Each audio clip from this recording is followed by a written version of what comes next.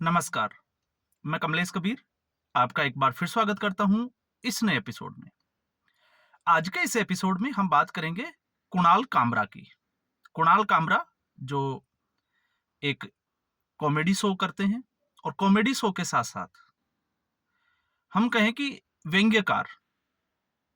तो व्यंग्यकार और जिस तरीके से उनका अभी एक शो हुआ, उस शो को रिलीज़ करने के बाद में कंट्रोवर्सी बहुत ज़्यादा बढ़ गई और कंट्रोवर्सी यहां तक बढ़ गई कि एकनाथ शिंदे के जो सपोर्टर्स थे, उन्होंने जिस स्टूडियो और होटल में वो शो शूट हुआ था, वहां पर जाकर तोड़फोड़ भी की। अब उसके बाद में एक मीडिया का एक वर्ग जो है वो बड़ा खुश है कि कुणाल कामरा ने जो है वो सच्चाई की बात की। कुछ लोग जो है वो इसके खिलाफ भी है।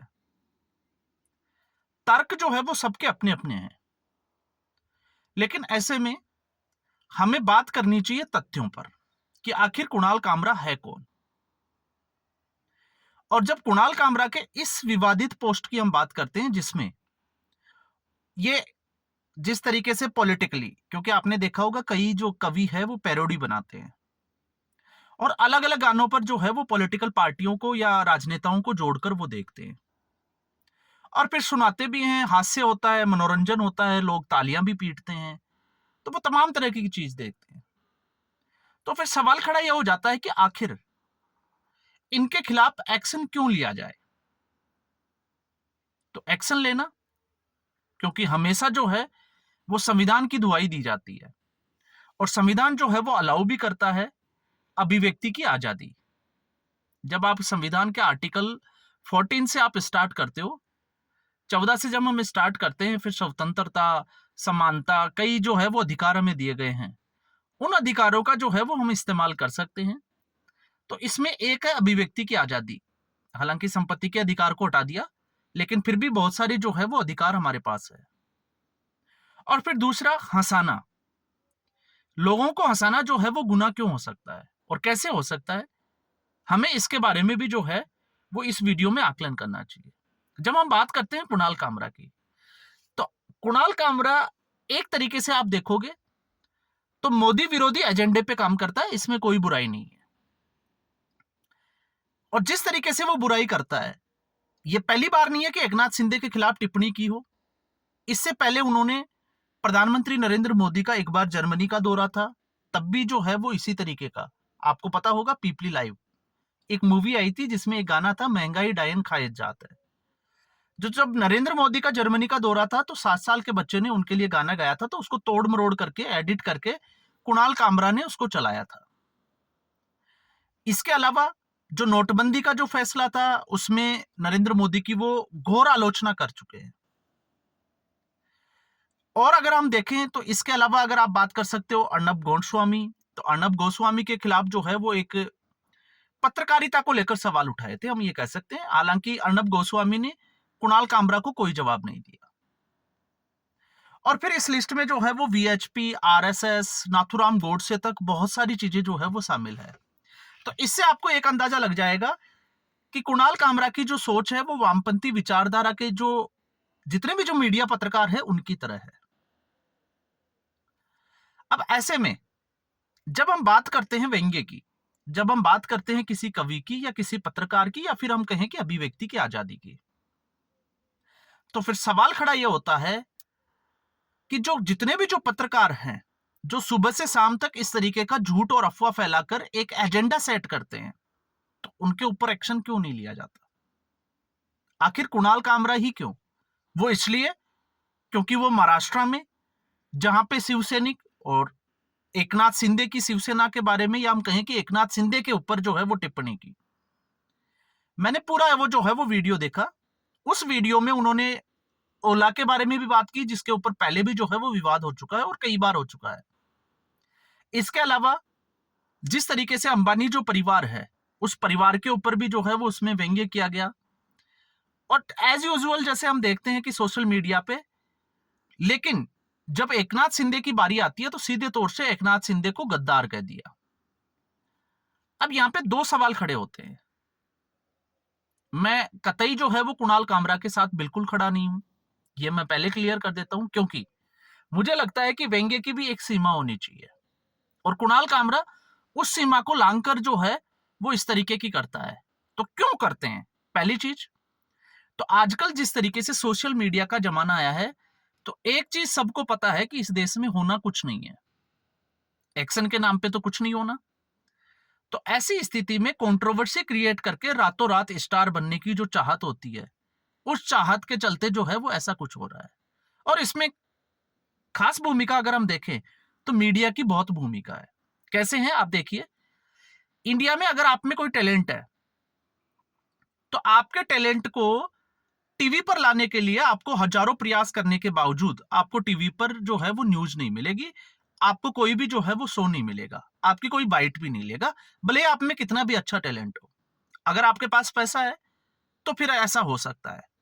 लेकिन आप देखिए, इसी मीडिया ने जिस तरीके से बिग बॉस में सनी लियोनी को लाया गया कंट्रोवर्सी के लिए, बिग बॉस को फेमस करने के लिए, इसको समझना बहुत जरूरी होता है।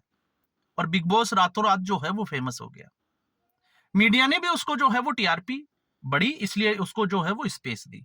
आज आप देखिए, सीमा हैदर क्या है? कुछ भी नहीं है, एक पाकिस्तानी लेडी जो अपने हस्बैंड को छोड़कर अपने बच्चों के साथ पाकिस्तान में गलत तरीके से, हम कहेंगे कि अवैध तरीके से हिंदुस्तान में घुस गई। सजा होनी चाहिए। कानून ये कहता है कि अगर आपके देश में कोई अवैध तरीके से घुसता है तो उसकी सजा होनी चाहिए। लेकिन उसने सचिन से शादी कर ली, लेकिन शादी तो आने के बाद हुई ना, तो कानूनन क्या उसको सजा मिली? नहीं मिली। उलट इसके आज भी देखिए, सीमा हैदर से रिलेटेड कोई भी न्यूज होती है तो आज तक जी न्यूज हो, कोई भी न्यूज चैनल हो, बड़े से बड़े चैनल, वो चैनल उस खबर को दिखाते हैं। क्या जरूरी है उसको दिखाना? फिर उससे आपने देखा अभी कुछ दिनों पहले एक लड़का जो आईपीएस बनकर घूम रहा था, आप उसकी शक्ल और सूरत देखोगे तो छोटा सा बच्चा, उसको अरेस्ट किया गया, थाने में ले जाया गया, उसको छोड़ दिया गया।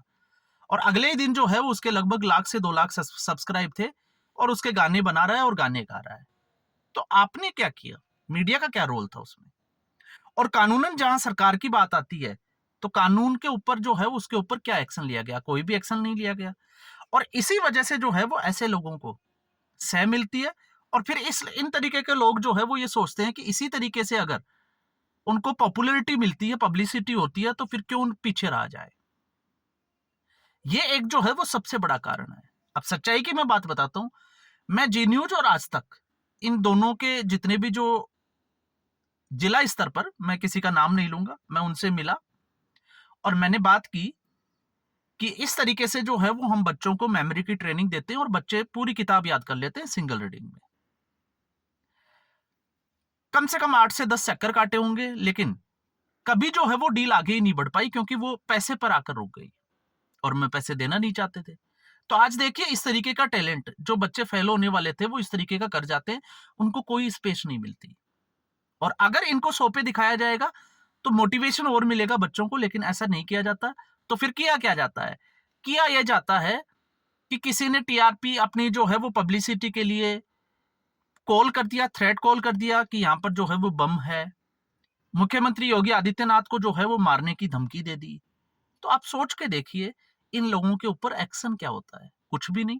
तो कानून के नाम पे अगर आप देखोगे तो हमारा कानून का जो सिस्टम होता है, न्यायपालिका का जो सिस्टम है, बिल्कुल यहां पर आकर फेल हो जाता है।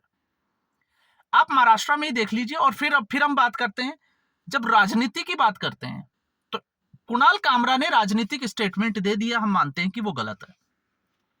इस तरीके की भाषा का इस्तेमाल नहीं करना चाहिए था, मैं पहले ही क्लियर कर चुका हूं। लेकिन आप सोच के देखिए, संसद में क्या हो रहा है, आप सोच के देखिए विधानसभा में क्या हो रहा है। तो राजनेता तो जो है वो दिन रात इस तरीके की गालियां देती हैं। तो जब उन पे ही एक्शन नहीं होता तो फिर ऐसे लोगों पर एक्शन लेने से क्या मतलब है? कोई तो आवाज उठाएगा, अपना तरीका हो सकता है, अपना एक एजेंडा हो सकता है। लेकिन जब आप सोच के देखिए, मैं एक तरफा बात नहीं कर रहा इसमें। आप देखिए, राहुल गांधी को जब पप्पू कहते हैं तो लोग खुश हो जाते हैं। जो इसी तरीके की मानसिकता के लोगों की मैं बात कर रहा हूं।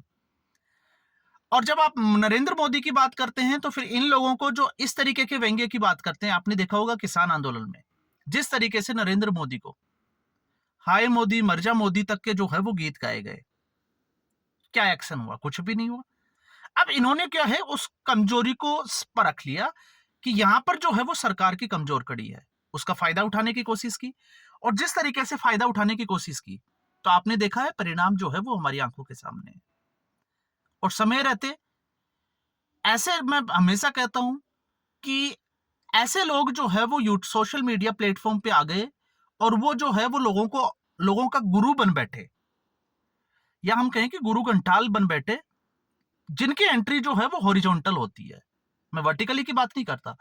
कोई व्यक्ति नीचे से ऊपर उठकर आता है तो उसको पता होता है कि क्या चीज होती है, लेकिन जो डायरेक्ट एंट्री करता है, आपने देखा अभी इलाहाबादिया की हम बात करें, समय रैना की बात करें, किस तरीके की उन्होंने जो है वो फूड, एक जिसको हम कहे कि कमेंट किया, जो कि नहीं करना चाहिए था पब्लिक डोमेन में। आप कपिल शर्मा की बात कर लीजिए, खूब लोग जो है वो ठाके मारते हैं, लेकिन कितने जो है वो अश्लील कंटेंट उसमें जो है, जिसको हम कहें कि दोहरी मानसिकता वाले वर्ड यूज किए जाते हैं, तो क्या सरकार ने उसके लिए कोई कानून बनाया? तो कोई कानून नहीं बनाया। यहां पर पर्सनल अटैक हुआ तो आप जो है वो उसके पीछे पड़ गए। तो मैं ना इधर की बात कर रहा ना उधर की बात कर रहा। मुझे लगता है कि इन चीजों में पारदर्शिता होनी चाहिए, एक कानून होनी चाहिए, एक सीमाएं तय होनी चाहिए कि उसके बाद में अगर कोई बाहर निकलता है, उस सीमा को लांघता है, तो उसके खिलाफ जो है वो सख्त एक्शन होना चाहिए। चाहे वो कुणाल कामरा हो, चाहे वो फिर कपिल शर्मा हो, या फिर कोई और हो, या फिर कोई राजनेता हो, क्योंकि यही बात जो है वो राजनेताओं पर लागू होती है। जब संसद में ये गालियां दे सकते हैं, तो आप सोच सकते हैं बाहर पब्लिक मंच पर जो है वो फिर आप उम्मीद नहीं कर सकते कि आपके बारे में जो है वो अच्छी बातें ही होंगी। और जहां बात करते हैं उद्धव ठाकरे की, क्योंकि उद्धव ठाकरे का भी स्टेटमेंट आया, कंगना रनौत का भी आया, तो उद्धव ठाकरे ने क्या किया था कंगना रनौत के खिलाफ? आज वो कह सकते हैं कि कुणाल कामरा के साथ है, आज उसका सपोर्ट कर रहे हैं, लेकिन उन्होंने भी तो वही किया, वो भी तो उसी कड़ी में आते हैं जिस तरीके से उन्होंने, और यही एकनाथ शिंदे जो है वो उद्धव ठाकरे के साथ थे, तो उन्होंने कंगना रनौत का बंगला तोड़ दिया। तो फिर वो कौन सी मानसिकता थी? तो इसलिए मुझे लगता है कि राजनेताओं से इस तरीके की जो है वो बात करना, वो अच्छी बात नहीं लगती, चाहे वो किसी के भी खिलाफ। या तो फिर आप जो है वो, आपकी हिस्ट्री, आपका पास्ट जो है वो बिल्कुल अच्छा होना चाहिए, या फिर आप उस कानून को बनाने के लिए प्रतिबद्ध है, तो फिर उसके बाद उसके ऊपर एक्शन लेना चाहिए। वरना मुझे लगता है कि इस तरीके के एक्शन जो है वो बेईमानी होती है, क्योंकि इस देश में अकेला कुणाल कामरा नहीं है, बहुत सारे ऐसे लोग जो है वो इससे भी ज्यादा और खतरनाक स्तर पर जो है वो अपना एजेंडा सेट करते हैं, अपना एजेंडा चलाते हैं। ये कोई पहली बार नहीं है, तो उनके ऊपर कोई एक्शन नहीं हुआ, तो फिर इसके ऊपर किस तरीके का एक्शन होता है, ये जो है वो देखने वाली बात है। इंडिविजुअली अगर शिवसैनिक जो है वो कोई एक्शन लेते हैं, जिस तरीके से कल स्टूडियो को तोड़ा गया, तो वो एक जो है वो अलग स्तर की बात होती है। तो आज के एपिसोड में बस इतना ही। उम्मीद करूंगा वीडियो एपिसोड आपको पसंद आया होगा। वीडियो को लाइक करें, शेयर करें, चैनल जरूर सब्सक्राइब करें। धन्यवाद।